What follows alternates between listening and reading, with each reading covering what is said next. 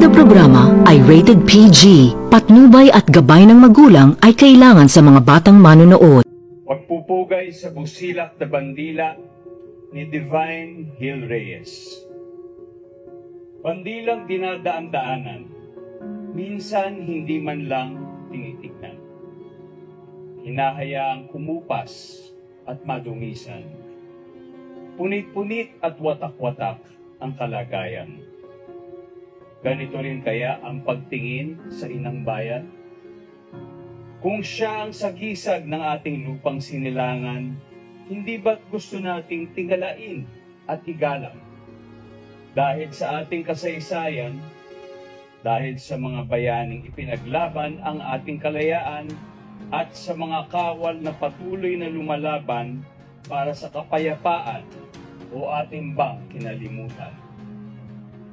Kung siya ang simbolo ng ating pagiging Pilipino, hindi ba't nais nating hangaan ng mundo ang tayog ng ating husay at talino?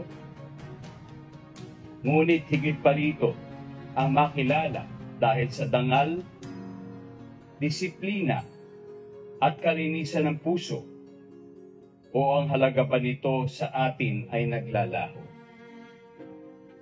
Itaas mo ang iyong mga mata. Bawat pagpugay, pagsaludo at pag-awit sa bandila ay panalangin sa langit para sa isang maningning na kinabukasan. Kinabukasang walang karalitaan, walang katiwalian, walang digmaan. Kinabukasang may ginhawa, hustisya, at tunay na pagkakaisa sa buong kapuluan. Itaas mo ang iyong mga mata. Itaas mo ang iyong pagtingin sa iyong sarili, sa iyong kapwa Pilipino, sa bayan natin.